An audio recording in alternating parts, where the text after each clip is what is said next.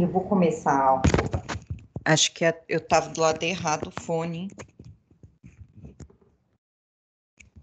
Agora sim.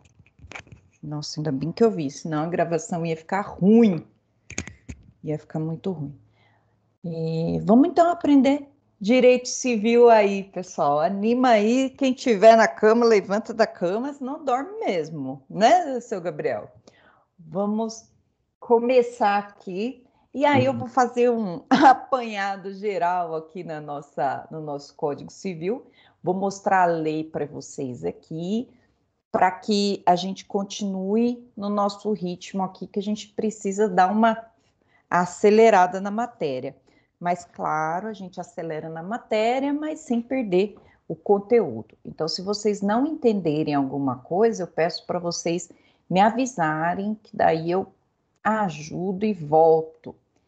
Primeiro, deixa eu compartilhar aqui o Código Civil para vocês, lembrando que a gente precisa ler código. Estudante de direito obrigatoriamente tem que ler código, tá? Então, quem tiver memória auditiva, baixa o código lá no site do Planalto e fica ouvindo o código, que é importante a gente ter uma vivência com a lei, e quanto mais a gente lê, é melhor para a gente.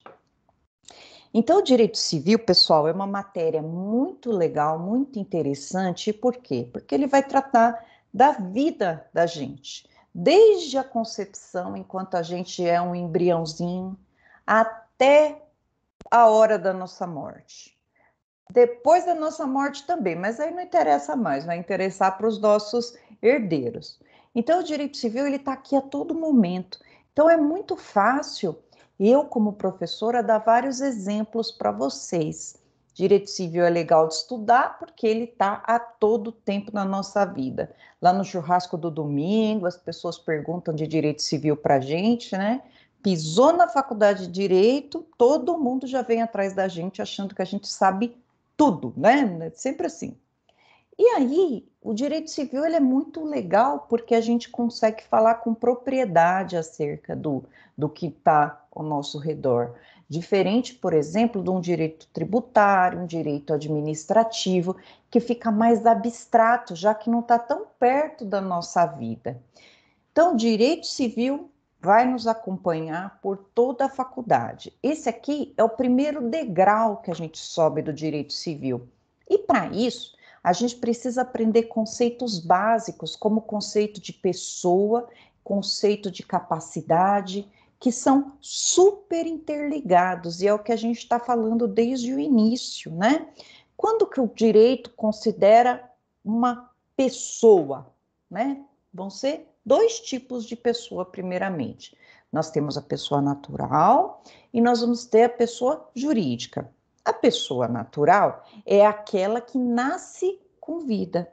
Nasceu com vida, não importa. Respirou, ela não tinha cérebro, respirou fora do útero sozinha, nasceu com vida.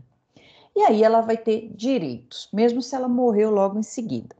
E na pessoa jurídica, para que ela tenha existência dentro do direito civil, precisa do registro no órgão competente, ou na junta comercial, ou registro no cartório de registro de pessoas jurídicas, ou registro na OAB, não interessa, ela precisa ser registrada. A pessoa natural, para ter direitos, precisa ser registrada? Não, só precisa nascer com vida para ter direitos. E quando eu falo de direitos, eu estou querendo dizer aptidão para ter obrigações e para ter direitos na esfera jurídica. Direito à vida, direito a alimentos, direito de ir e vir, direito à dignidade, à honra, à imagem, todos esses direitos. Porém, o código logo começa a tratar que toda pessoa que nasce com vida tem direito, mas quem pode buscar esses direitos na esfera jurídica? Então, agora, enquanto a gente está estudando isso, a gente precisa pensar lá na frente. Quando eu for fazer uma petição pedindo, por exemplo, alimentos para uma criança, quem que eu vou colocar ali como autor da ação? Será que essa criança tem direito? Será que ela pode pedir alimentos? É para isso que a gente vai estudar a capacidade das pessoas. Então, a criança tem direito aos alimentos, o direito é dela, mas ela tem capacidade para ir pedir esses alimentos? Aí a resposta é não, sozinha ela não tem. E aí a lei vai tratar das capacidades da seguinte maneira: eu tenho incapacidade absoluta e a relativa. Quem é incapaz absolutamente? O menor de 16 anos. A pessoa até 16 anos, ela não pode assinar uma procuração. Ela não pode ir sozinha, no juiz, ela não pode assinar um contrato, ela não tem discernimento para a lei. Então, ela vai ter que ser representada por alguém. Então, nesse exemplo que eu dei para vocês, se uma pessoa precisar de um alimento, vamos pensar numa criancinha de 3 anos que a mãe procura a gente para a gente propor uma ação de alimentos. A gente vai entrar com o pedido em nome da criança, porque o direito é dela, mas representada pela mãe, já que ela não pode sozinha pedir esses alimentos em juízo. Mas e se essa criança tiver entre 16 e 18 incompletos? Nesse caso, ela é incapaz de forma relativa. Ela vai ter que ter a assistência da mãe e não a representação. E onde que está isso? Vamos aqui no código, logo no artigo 1º, vai estar escrito assim: toda pessoa é capaz de direitos e deveres na órbita civil.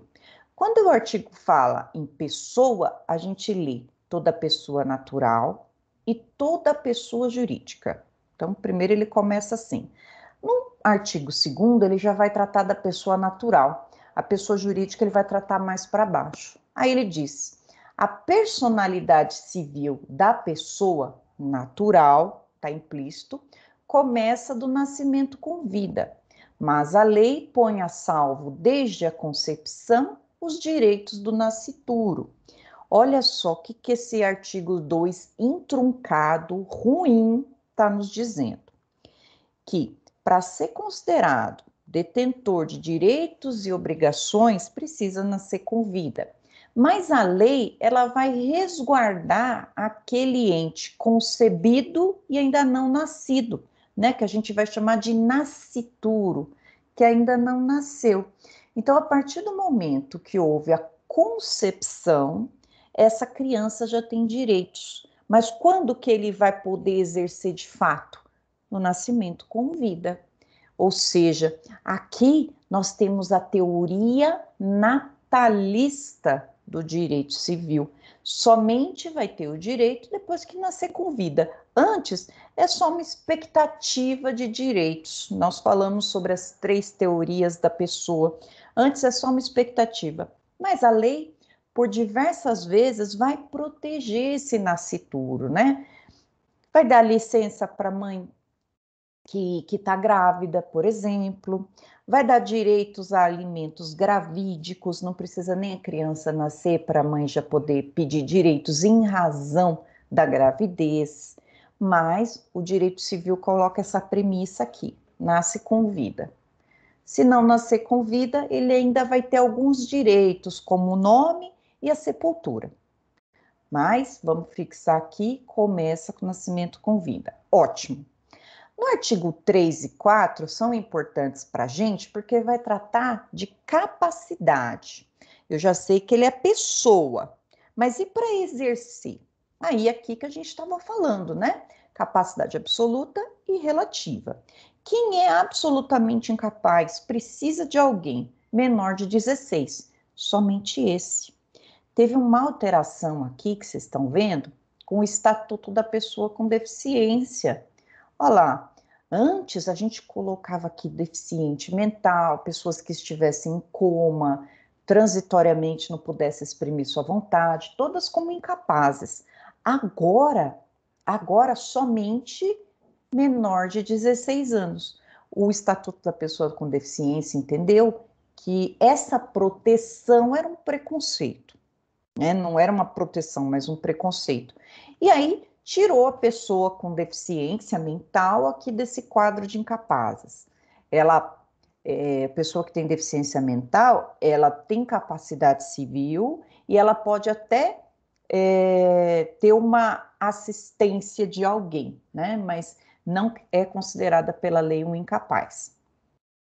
E quem que é incapaz, então? De forma absoluta, só menor de 16.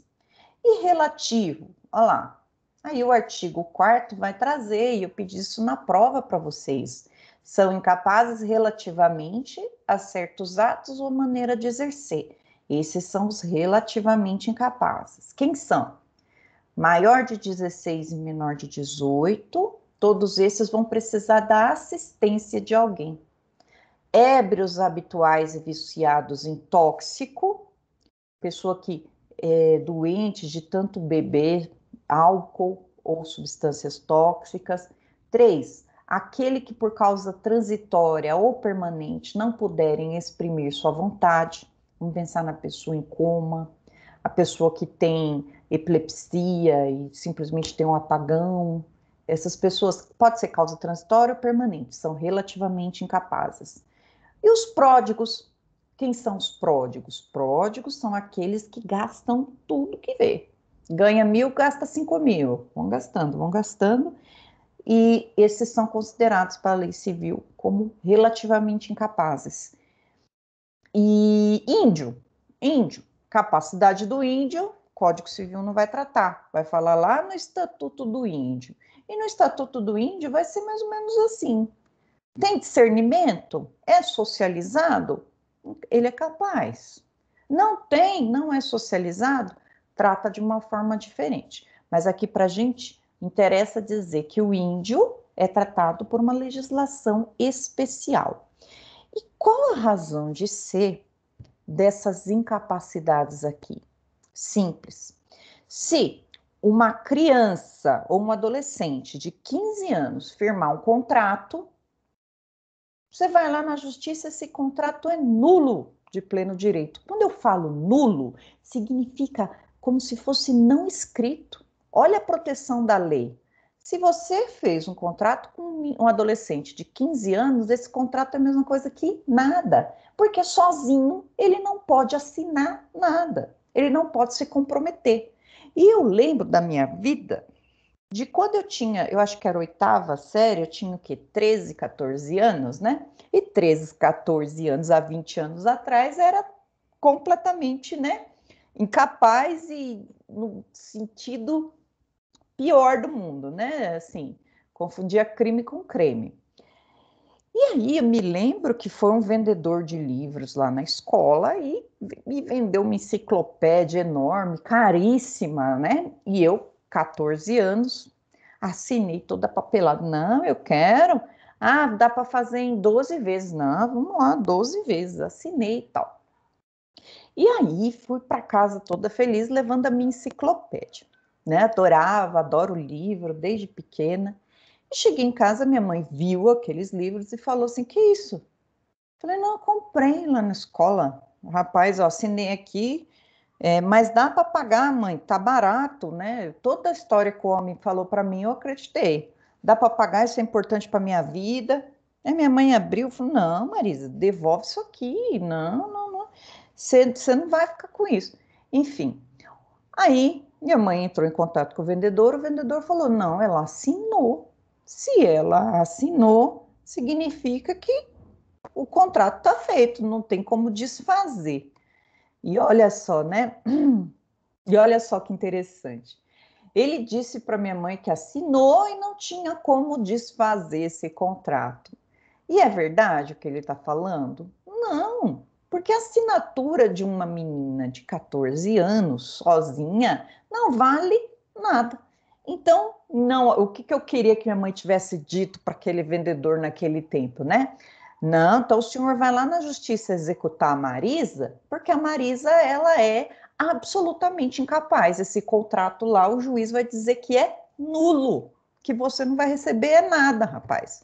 Ela vai devolver para você amanhã. E ele não queria receber de volta lá, tal, tal. Aí minha mãe resolveu do jeito dela mesmo, né? Conhecimento zero de direito, tadinha. Foi lá na escola, só faltou enfiar o livro goela abaixo do homem, né? Mas atualmente, se isso acontecesse, eu ia dizer para minha mãe, olha, mãe, devolve, agradece e fala assim, a minha filha é absolutamente incapaz, ela não pode fazer uma transação com o senhor, tosse os livros de volta, né? Mas não foi isso que ela fez, né? Um dia eu conto com calma para vocês o que ela fez com o homem que não queria aceitar de volta o livro. Nossa, 12 parcelas de 200 e pouco, né? Minha mãe é pão dura demais, né? Tudo bem. Então, esse contrato feito por um incapaz não tem validade jurídica. Mas e se ele for relativamente incapaz? Olha só, diferença é grande, porque aqui teria uma anulabilidade. E a anulabilidade significa o contrato tem valor até que eu prove que essa pessoa não podia assinar, que ele não tinha como assinar. Então vamos pensar num pródigo aqui. Foi lá e comprou uma caneta, ele gostou dessa caneta aqui, ele comprou essa caneta por R$ 1.000. Esse contrato é válido, salvo se o representante ou o assistente desse pródigo for na justiça e falar, quero desfazer isso aqui, ele é pródigo, ele sai comprando tudo.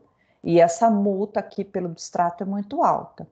Vejam então na prática para que a gente precisa dessa proteção da norma, para que essas pessoas não saiam por aí comprando tudo que elas entendem pela frente, porque elas ainda ou elas não têm o discernimento por causa de doença, ou elas não têm o discernimento por causa de idade. E é essa a razão de ser das incapacidades.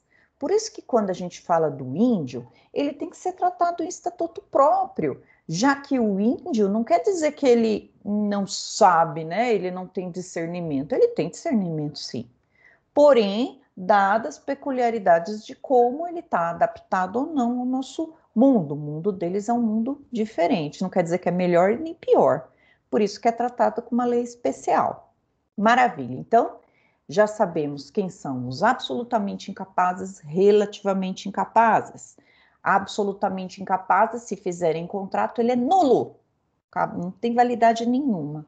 Os relativamente são anuláveis, eu preciso ir lá e provar que ele é relativamente incapaz. Vejam a diferença. Ótimo. Depois a gente vai tratar, né, e nós paramos e começamos na outra aula, na aula passada, a falar disso. Como que eu consigo adiantar essa capacidade? Nós vimos que até os 18, relativamente incapaz ou totalmente incapaz. Mas será que a lei ela tem algum subsídio ou alguma força que traga essa capacidade antes do tempo? E a resposta é sim. Nós temos o Instituto, pessoal, da Emancipação. Emancipar em jurídico, juridiquês, significa adiantar a capacidade civil da pessoa. Ela vai ser capaz antes do tempo. Então, se eu, com 14 anos, fosse emancipada, eu poderia comprar aqueles livros e o contrato teria validade. Se eu não pagasse, ele ia me executar na justiça e ia tentar penhorar a minha conta no banco. Então, a emancipação é o adiantamento da capacidade. Emancipação significa que todos os atos da vida civil daquele menor de idade vai se tornar válido, como se ele fosse maior de idade. Não significa adiantamento da maioridade penal. Se uma pessoa de 16 anos emancipada comete um crime, ela é responsabilizada lá no Estatuto da Criança e do Adolescente. Aqui eu não adianto capacidade penal, só capacidade civil. Da mesma forma, a pessoa com 14, 16 anos emancipada também não pode dirigir. Vamos lembrar, a emancipação só serve para os atos da vida civil. E como que acontece essa emancipação? De três formas diferentes. A primeira, emancipação voluntária. Ambos os pais, ou um, se o outro morreu ou não registrou, vão lá no cartório e fazem uma escritura, me fugiu o nome, uma escritura emancipando essa pessoa, ambos os pais. Não pode ter discordância entre eles, ambos querem emancipar. Ah, fulaninho é um jogador de futebol, ele está sabendo o que ele está fazendo, ele tem um treinador, é de confiança, vamos emancipar para a gente não ter que ficar indo atrás dele em tudo que é lugar. Pai concorda, mãe concorda, emancipa. Se houver discordância entre um e outro, como eu já vi várias vezes, né? Por exemplo, a menina de 16 anos quer fazer um intercâmbio, quer morar no Canadá, e o pai não quer que ela vá, a mãe quer. Então, o que que a gente faz? Judicializa a questão. Se tiver briga, pessoal, a emancipação tem que ser judicial. E essa é a segunda forma de emancipação, a judicial. Primeira, voluntária, o nome já diz vontade, acordo. Segundo, judicial. Tem que ir para o juiz e o juiz vai entender quais são as razões do pai de não querer emancipar, quais são as razões da mãe de querer emancipar, e aí ele vai decidir entre um e outro. Essa é a emancipação judicial. Também eu tenho lugar a emancipação judicial no caso de tutor, aquela pessoa que ficou responsável por um órfão e está gerindo a vida dele. Nesse caso, gente, o tutor, ele tem que ficar prestando conta. Vamos pensar que nós sejamos tutores de uma criança que tenha uma pensão por morte de 20 mil reais. A gente precisa prestar contas no juízo do que a gente está fazendo com o dinheiro. Olha, ela gasta por mês 10 mil e os outros 10 mil eu estou guardando numa poupança. Quando essa criança faz 16 anos, o tutor sai que nem um doido para emancipar. Vai sair desse problema de ter que ficar prestando conta para a justiça de cada centavo que ele está gastando. Então, emancipação voluntária, vontade. Emancipação judicial, 2 casos. Tutor que quer emancipar, não quer mais cuidar do filho que não é dele, e prestar contas, principalmente. E 2, quando há discordância entre os pais. Onde está escrito isso? Onde? Aqui. A menoridade cessa aos 18 anos completos, quando a pessoa fica habilitada à prática de todos os atos da vida civil. Cessará para os menores a incapacidade, isso aqui é emancipação. Pela concessão dos pais ou de um na falta de outro, essa falta aqui é porque a pessoa morreu, mediante instrumento público, independentemente de homologação judicial. Então, a é emancipação voluntária, primeira parte. Segunda parte, ou por sentença do juiz, ouvido o tutor, se o menor tiver 16 anos completos. Então, vamos lembrar aqui, emancipação judicial, se não tiver acordo entre os pais, ou no caso de tutor, quando aquele tutelado fez 16 anos. Essa aqui é simples. A emancipação, então, ela pode ser voluntária, a emancipação pode ser judicial e 3, emancipação legal. E aqui, pessoal, mora o perigo. E por quê? Por causa das pegadinhas que podem existir aqui na emancipação legal. Primeiro, a emancipação legal significa a própria lei vai dar a emancipação para essas pessoas. Eu não preciso ir no juiz, eu não preciso ir no cartório, eu não preciso de instrumento público, eu não preciso de nada. Só fazer o que a lei está falando, já tenho a emancipação. Quando isso acontece? Número 1, pelo casamento. Casou, às vezes precisa até pedir autorização para o juiz, né, para casar, menor de 14 anos, não tem idade núbio, mas está grávida, o juiz autoriza casar. Judiação, né? Casou.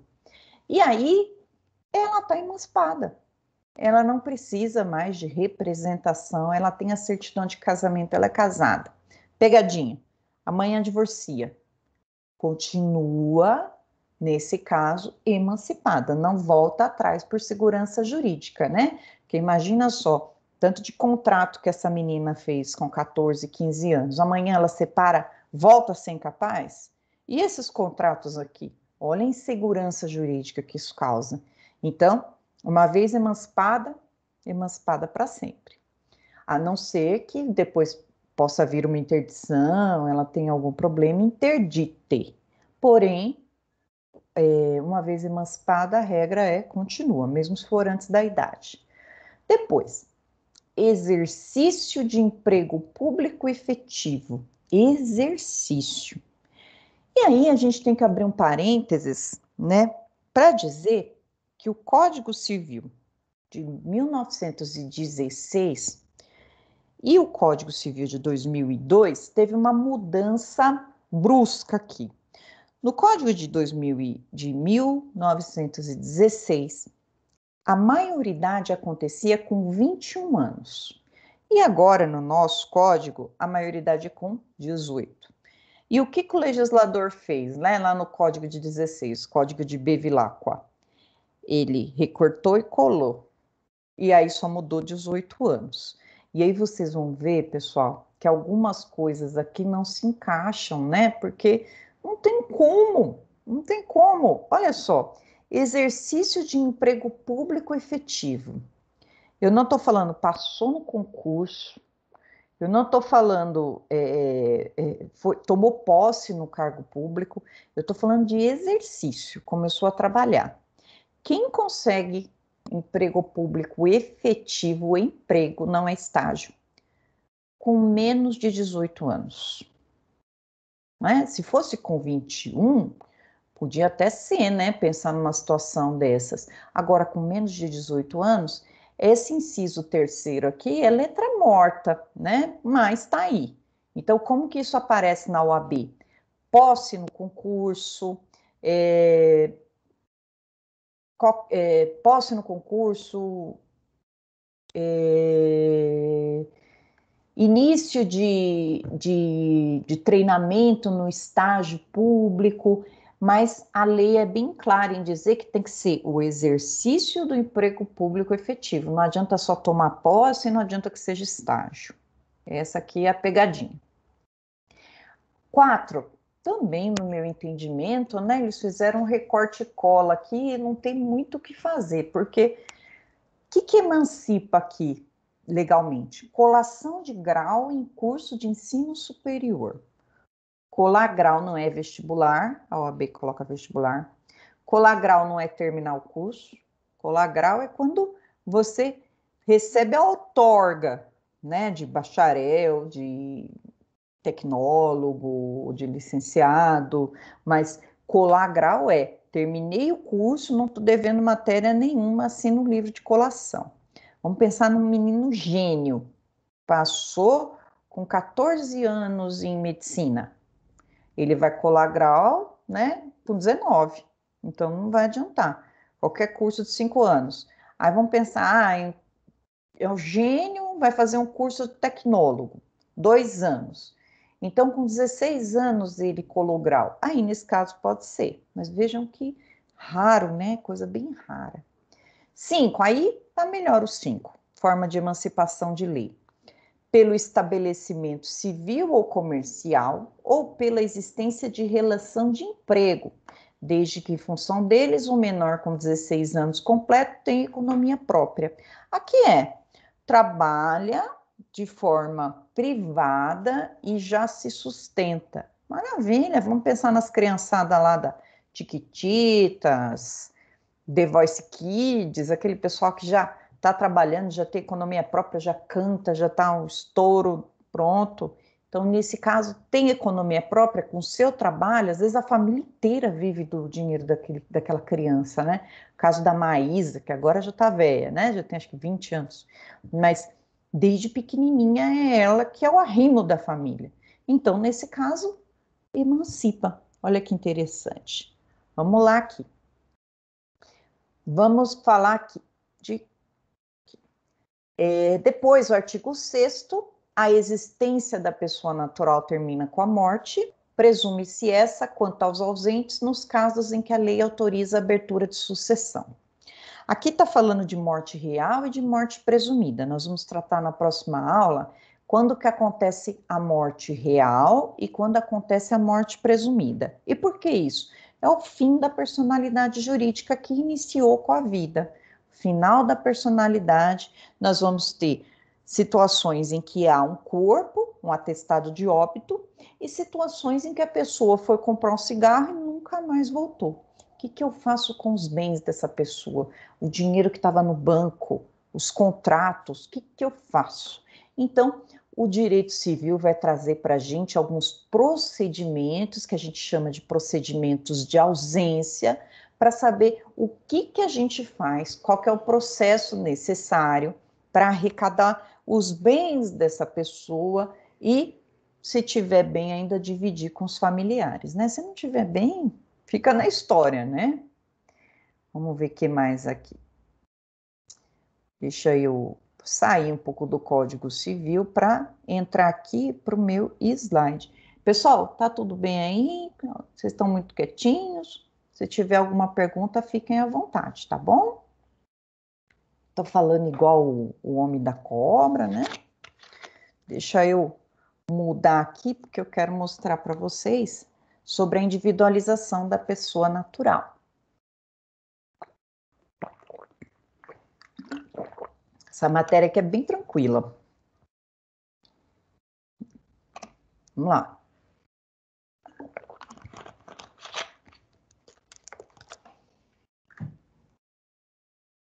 Tá?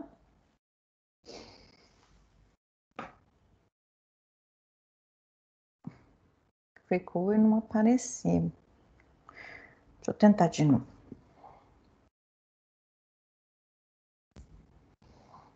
Eu estou compartilhando o áudio do sistema. Agora.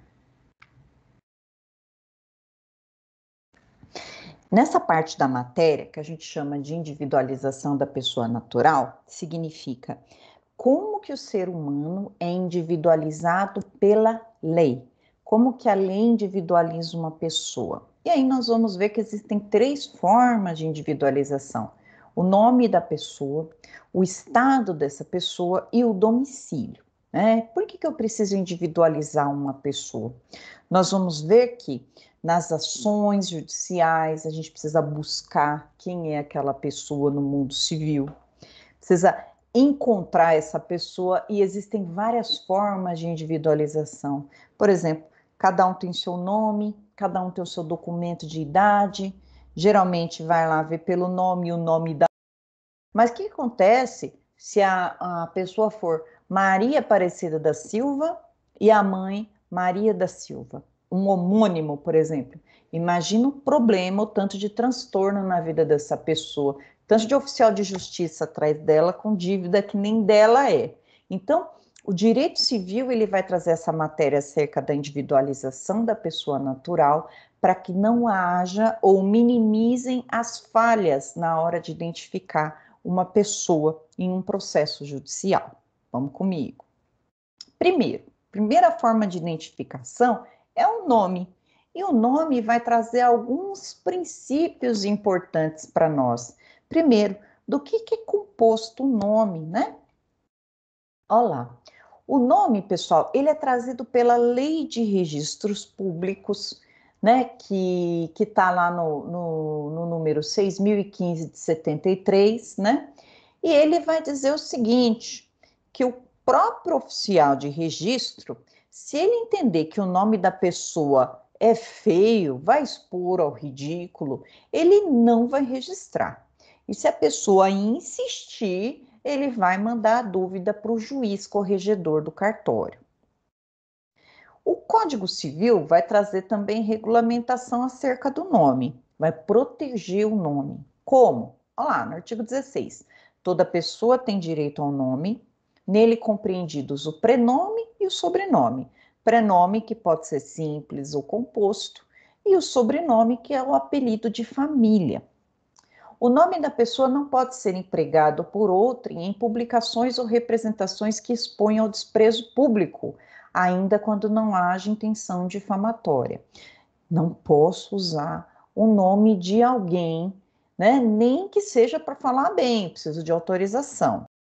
Sem autorização, não se pode usar o nome alheio em propaganda, O pseudônimo adotado para atividades lícitas goza de proteção que se dá ao nome. O Código Civil, então, vai dizer que o nome ou o apelido com força de nome vão ter proteção. Ninguém pode usar o seu nome sem sua autorização, nem que seja para falar bem.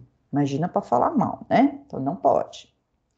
E aí tem os elementos necessários. Todo nome precisa. Qual? Eu tenho um nome próprio, que pode ser simples ou composto. Olha lá, Marisa, simples, composto. Marisa Maria, não é composto ou simples. Tem dois nomes, um nome. Sobrenome, esse é o apelido de família, né? Indica a procedência da pessoa, filiação.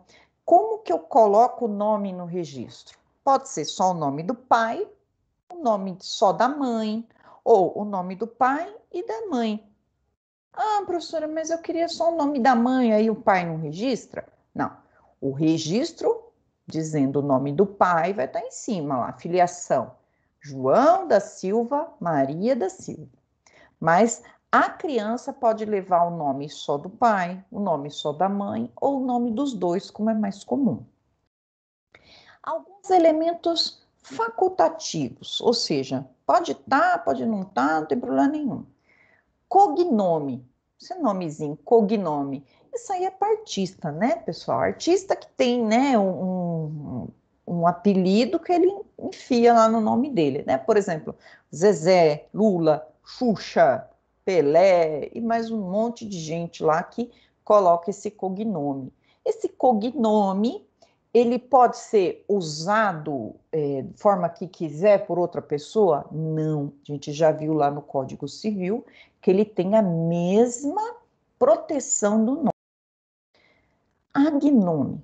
Agnome, né, um negócio que eu acho legal, mas não do jeito que o povo põe agora, né? Agnome significa mostrando dentro da família quem é quem com nome igual.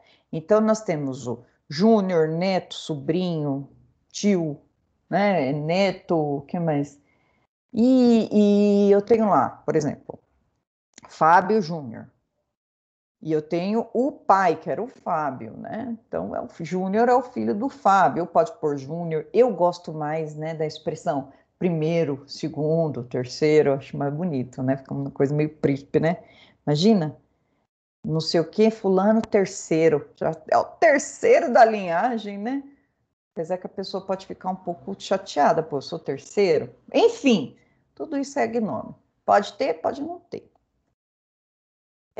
Também aqui nós vamos ter o pseudônimo, que é uma abreviação do nome, também guarda a mesma proteção, e heterônimo. Eu uso em expressões literárias, né? Nossa querida pessoa usava vários heterônimos, mas era sempre dele. Irmãos, aqui é para quem não tem criatividade mesmo, né? A lei teve que dizer isso. Irmão não pode ter o mesmo prenome, a não ser que seja composto. José Augusto, José Antônio, né? Quero pôr José Augusto nos dois. Ah, meu, tanto nome aí, né? Enfim. Mas a lei teve que. Se a lei teve que trazer isso, é porque teve problema, né? Então, sempre que a lei trouxe, é porque. Sempre que a lei traz, é porque precisou regulamentar, que estava dando briga. Então, se tiver irmão dois José, precisa colocar um composto ali para diferenciar, já que a gente está falando em individualização de pessoas. E aí, o nome faz parte da nossa personalidade. O nosso personalidade que a gente chama de tutela jurídica da alma. O quanto que a gente se vê como pessoa, o nome faz muita diferença. E eu não estou falando aqui no caso de, porque a numerologia, não, não. O quão você pode se sentir constrangido por um nome que você não gosta. Seja que esse nome te remete a alguma coisa ruim, ou o nome está escrito errado, enfim. Há possibilidade de alteração do nome? A lei vai trazer de forma clara, pessoal, que o nome é imutável. por segurança jurídica, né? Os contratos que a gente fez naquele nome, tudo tem que ser válido, não pode de repente mudar. Mas tudo vai comportar exceção no direito. Então, vão existir algumas formas excepcionais de alteração de nome, né? E essas formas, elas são trazidas na Lei de Registro Público. Porém, como a lei, pessoal, é um órgão vivo, a lei ela vai acompanhando os anseios sociais, nós vamos ver várias situações aqui que a jurisprudência, as decisões judiciais autorizam essa alteração de nome. Está lá no artigo 57 assim: a alteração posterior do nome, ou seja, depois do registro, somente por exceção e motivadamente, precisa explicar o motivo. Após a audiência do Ministério Público, será permitida por sentença e a que estiver em registro, arquivando o mandado e publicando a alteração na imprensa. Então, vamos lembrar. Posso alterar o nome? Só por exceção. E aí eu vou trazer as formas de alteração do nome. Primeiro, existem exceções de alteração de nome que nem precisam passar pelo juiz, né? Vai alterar porque está um erro grosseiro, gritante ali. Vamos lá. Quando, por exemplo, erros que não exijam qualquer indicação para constatação imediata de necessidade de correção. Aí a gente pode colocar os exemplos aqui, né? Clara, Creuza, como é um que eu vi esses dias? Terezinha, que queria mudar para Tereza. Vários erros que você de cara já vê que tá errado lá, né? Silva com C cedilha, enfim. Tá na cara que tá errado, não precisa nem passar pelo juiz, né? A lei de registro público, ela vai promover a alteração. Erro de transposição de elementos constantes em mandados judiciais. Aqui, né, por exemplo, quando a gente faz um pedido para o juiz de reconhecimento de paternidade, vem a sentença com reconhecimento. Aí vai estar escrito na sentença que a criança passa a se chamar nome tal, e no registro do pai tem que estar o nome dos avós. E vamos pensar que na hora de fazer esse registro, eles inverteram. Então, nesse caso, dá para solicitar sem passar pelo juiz. Sem passar pelo juiz quer dizer menos burocrático. Inexatidão na ordem cronológica, número de folha, página, termo e tal. O que quer dizer com isso? A certidão de nascimento, o nome de certidão significa certifica-se que no livro do cartório existe um registro seu. Então, eu posso tirar 300 mil certidões? Posso. Inclusive, os nossos clientes, eles ficam assim, eu lembro que um cliente falou para mim assim, mas então se eu tenho uma guarda, se eu posso ficar final de semana com a criança, a briga dele era essa, com a mulher. Ela tem que me dar o registro de nascimento da criança, porque e se eu precisar ir no hospital, e se eu precisar alguma coisa, e a mulher, não, porque esse registro é meu, você vai estragar, enfim. Aí eu disse, olha, o senhor pode ir lá no cartório e pedir uma certidão para o senhor. Aquilo abriu as águas lá para ele, porque ele achou que era uma certidão só. E não, pode tirar várias cópias da certidão. Então, para a gente localizar fácil essa certidão, tem que estar certo o número do livro, da página. E se tiver algum erro, o cartório vai demorar para achar. E aí vai ser aquele banzé. Então, a gente solicita aqui que seja consertado o número do livro, da folha, para não ter problema na hora de tirar a certidão. Por fim, ausência de indicação do município, qualquer tipo de erro, né, do endereço de nascimento e tal, pede alteração sem passar pelo juiz, porque a gente vê aqui que o erro foi do cartório, ou o erro foi do cartório na hora de transcrever, ou o erro foi do fórum na hora de colocar na sentença, enfim, algum erro teve interno, então não precisa passar pelo juiz, só vai precisar passar pelo juiz quando os motivos precisarem que o juiz decida se sim ou não. E são esses aqui, ó lá. Quando que é possível a alteração do nome da pessoa? E aí tem que ser de forma motivada, ou seja, O juiz tem que ouvir essa pessoa e decidir. Primeiro, exposição ao ridículo. Um nome que expõe essa pessoa ao ridículo, né? Nesse caso, teve uma propaganda um tempo atrás do Braulio, né? Falando sobre camisinha, bota camisinha no Braulio e colocaram Braulio como nome do órgão masculino. Imagina as pessoas, os homens que se chamavam Braulio. Nossa, foi um horror, né, para essas pessoas. Então, expunham ao ridículo? Sim, choveram ações judiciais para trocar o nome. Poxa, expunha ao ridículo o nome dessas pessoas. Ou vocês vão procurar depois no Google um monte de nome. Rolando Escada Abaixo, Oceano Pacífico da Silva, Michael Jackson, Madonna, Elvis Presley, enfim, vários nomes que eu tenho um conhecido John Lennon. Às vezes a pessoa pode adorar, mas às vezes a pessoa pode detestar. Vai da pessoa, isso é muito subjetivo. Erro gráfico evidente, também dá para pedir alteração. Uso prolongado e constante de nome diverso daquele que figura no registro, né? Eu conheço várias histórias, né? Uma, por exemplo, um rapaz que não gostava do nome dele, Severino, e ele era nordestino, né? E quem gosta do João Cabral de Melo Neto leu lá Morte e Vida Severina, e ele dizia dos percalços da vida do sertanejo, que Severino significa tristeza, dificuldade na vida, e tudo era Severino porque a pessoa sofria e morria e só tinha aquele lote para ser enterrado, enfim.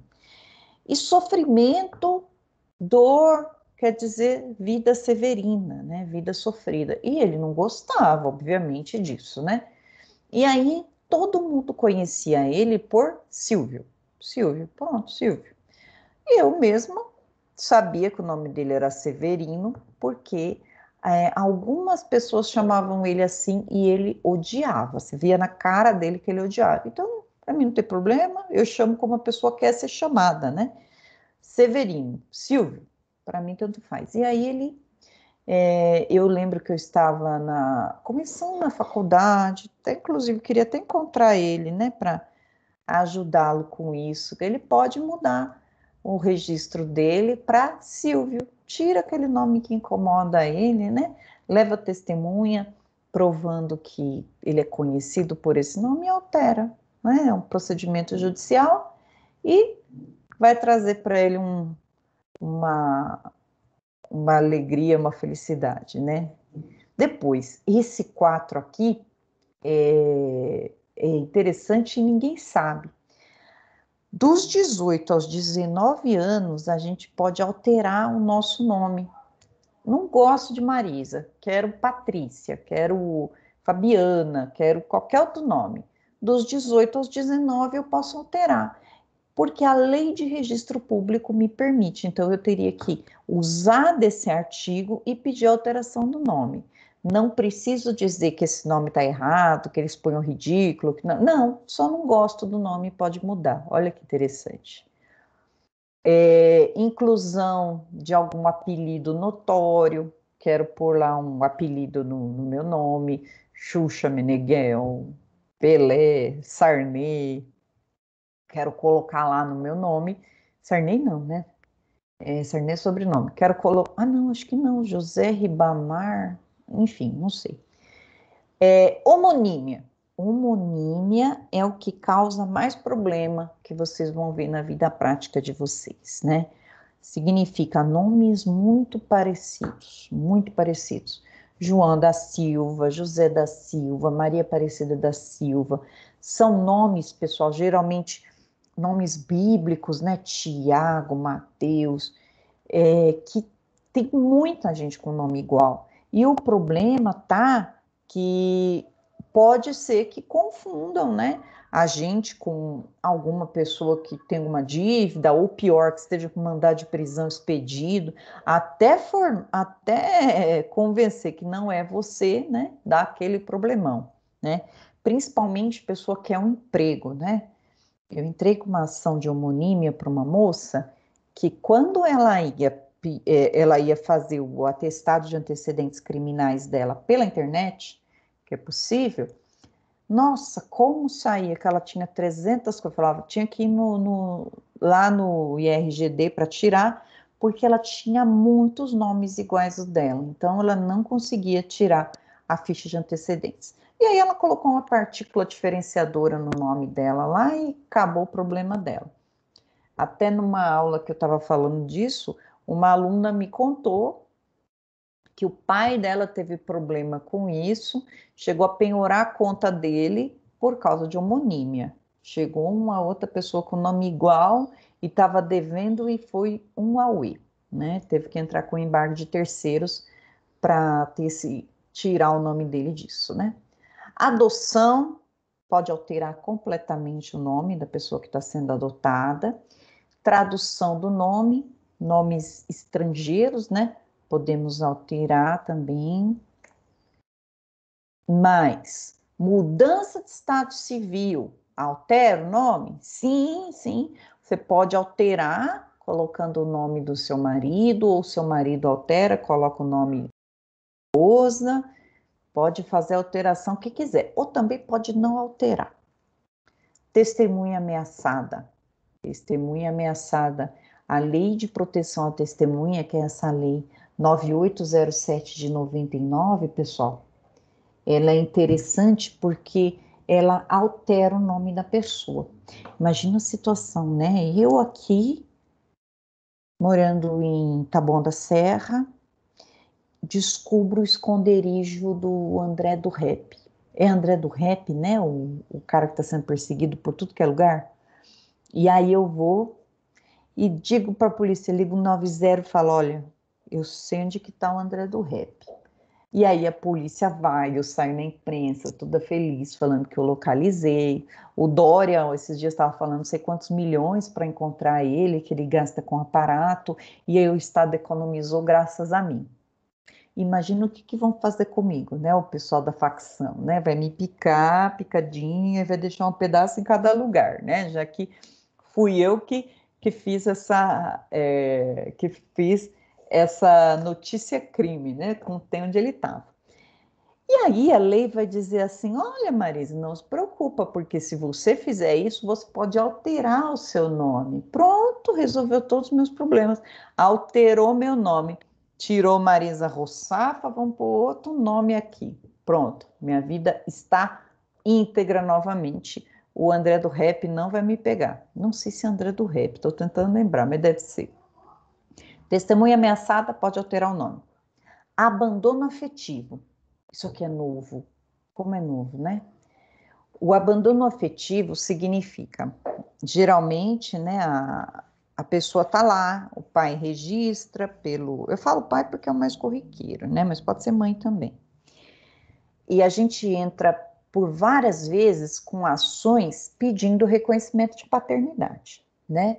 E aí eu me lembro das conversas, né, que a gente tem com as mães, sempre as mesmas, e elas falam assim: doutora, eu queria que ele pegasse a criança a cada 15 dias, para a criança ter um contato com ele e tal, mas ele não vem.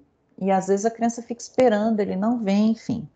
Aí a gente falava, olha, a única coisa que a gente consegue fazer ele dar é pensão. Agora, amor, a gente não consegue, não tem jeito.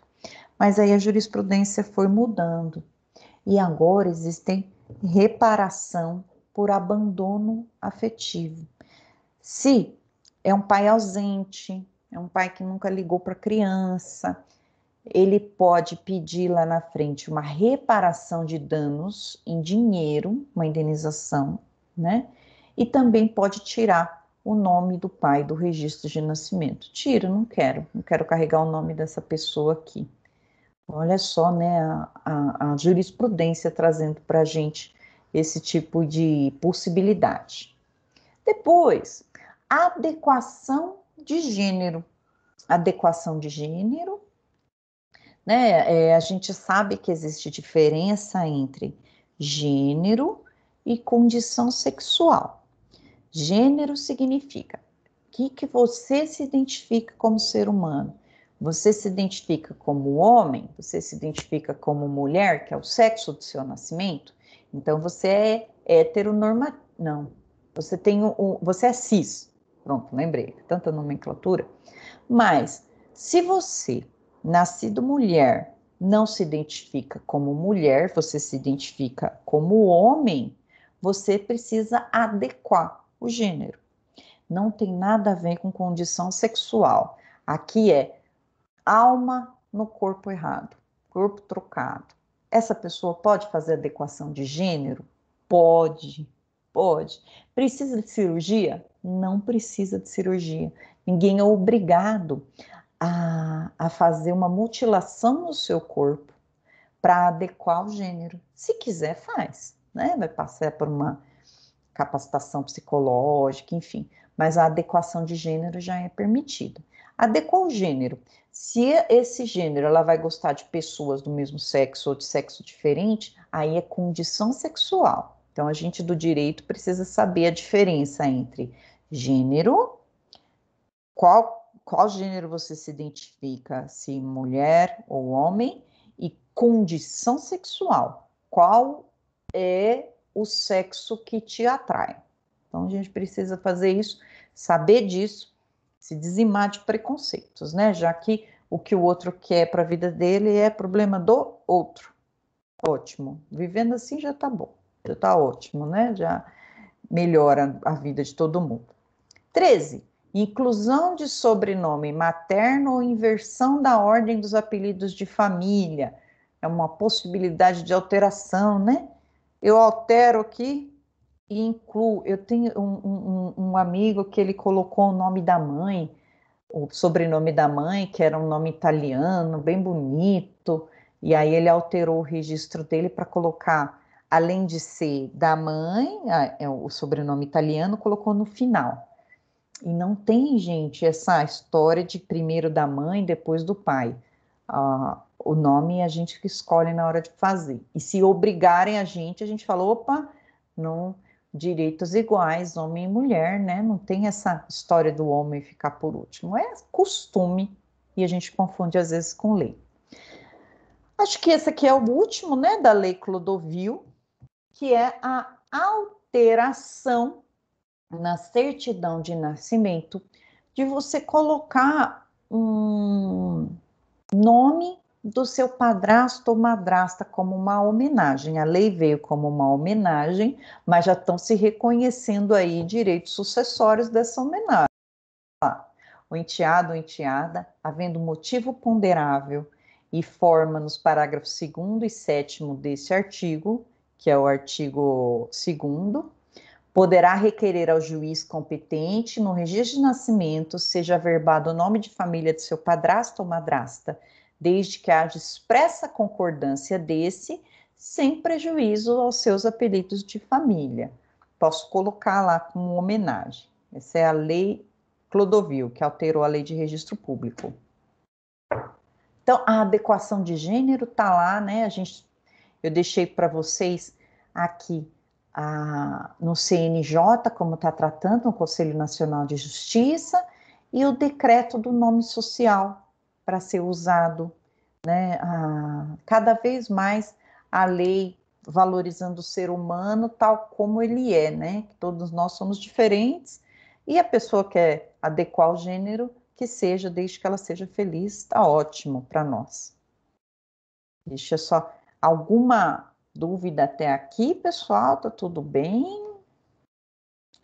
Deixa eu ver aqui, beleza? Opa, quem chegou? Cláudia, a Cauane, Ana Cauane. Ana Cauane, você é a Ana Carolina? Não tem nada a ver.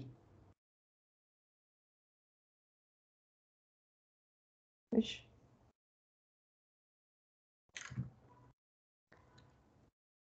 Tem alguém aí?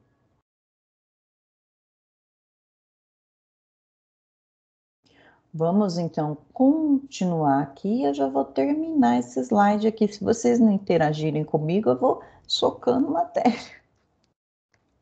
Vamos continuar aqui.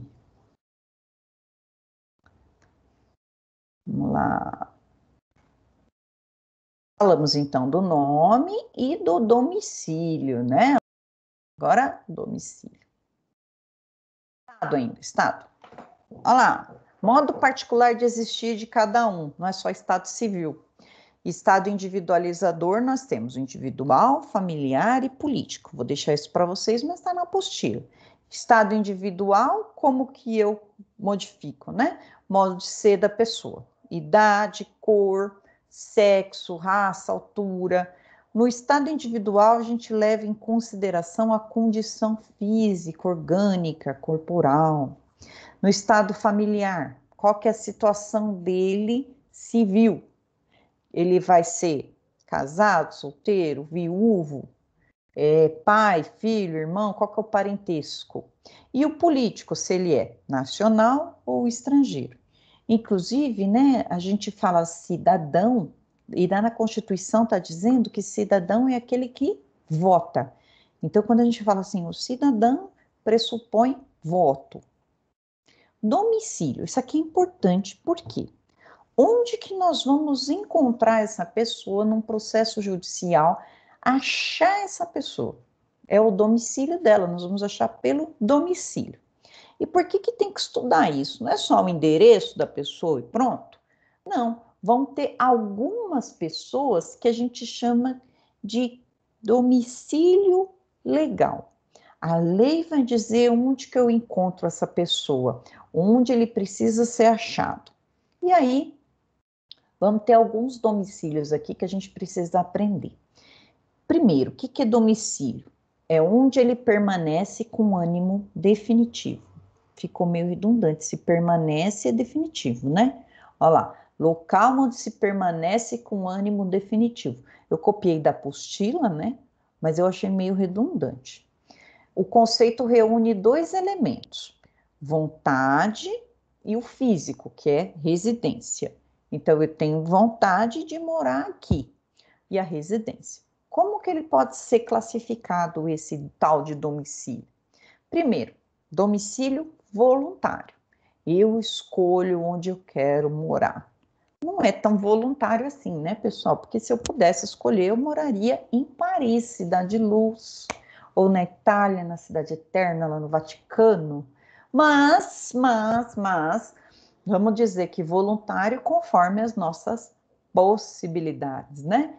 Voluntário, quero me fixar em Taboão da Serra, Itapecerica, Embu, São Paulo, onde eu escolho para viver. E aí, se tiver alguma demanda contra mim, eles vão ter que me buscar lá nesse domicílio, vão ter que indicar o domicílio.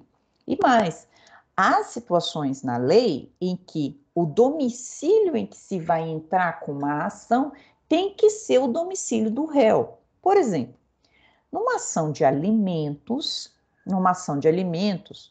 eu tenho que entrar com os alimentos no domicílio do alimentado. Exemplo, vamos pensar que o pai mora aqui em Itapecerica e a mãe com uma criança mora em Ribeirão Preto. O pai, para não gastar muito dinheiro de ter que ir para Ribeirão, ele entra com a ação aqui.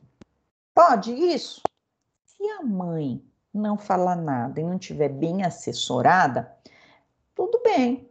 Mas se a advogada da mãe ou o advogado da mãe mandar aqui a resposta para o juiz aqui de Itapecerica, falar, opa, o domicílio é aqui em Ribeirão Preto. Ou você vem para Ribeirão Preto ou nada feito.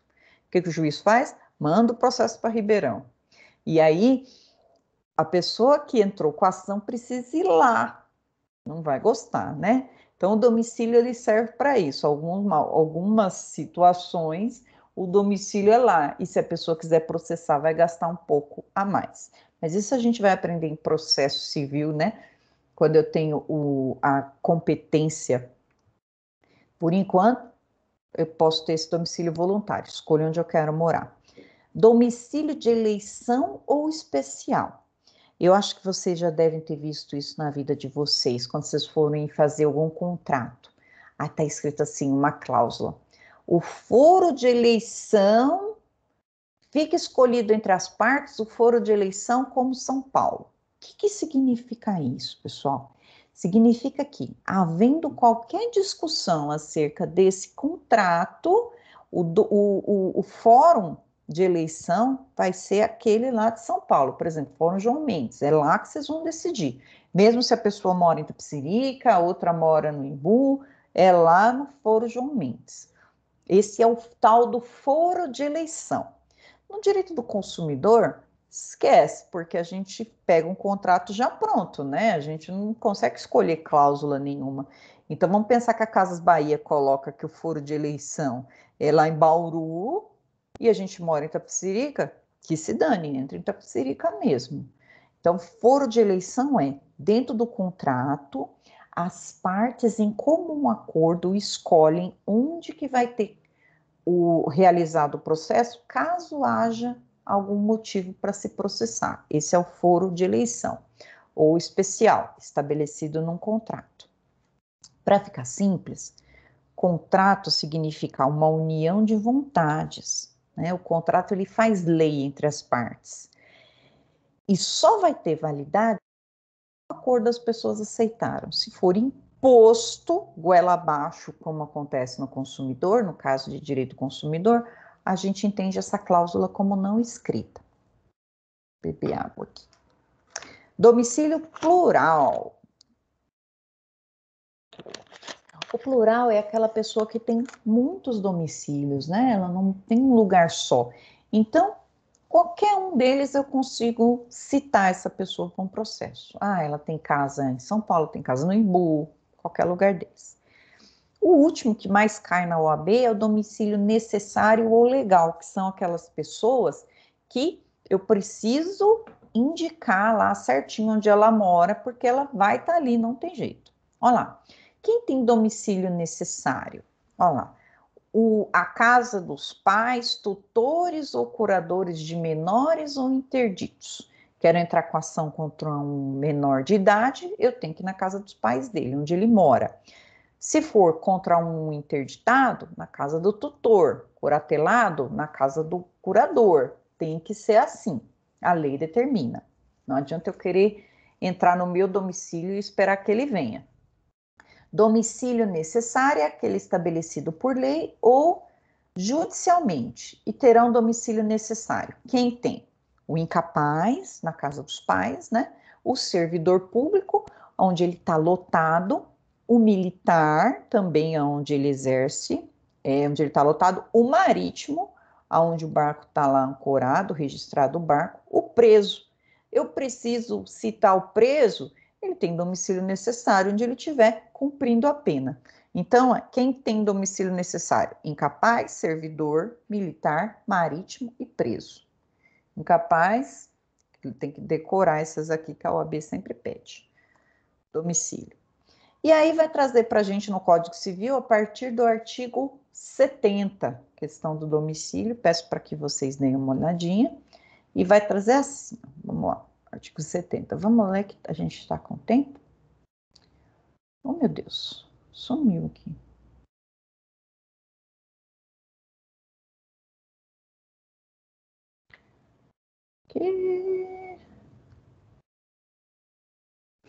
Olá. O domicílio da pessoa natural é o lugar onde ele estabelece sua residência com ânimo definitivo. Se, porém, a pessoa tiver diversas residências, onde alternativamente viva, considere-se-á domicílio qualquer uma delas. Também domicílio da pessoa natural, quanto às relações concernentes à profissão, o lugar onde é exercida. Se a pessoa exercitar a profissão em lugares diferentes, cada um deles consistirá a domicílio para as relações que correspondem. Então, às vezes a gente vê, né, por exemplo, a mulher quer entrar com ação contra o marido, não sabe onde ele está morando, só tem o endereço dele, da empresa que ele trabalha, não tem o endereço onde ele está morando, né? E o código fala que eu posso citar no local de trabalho desde que seja alguma coisa referente à profissão dele.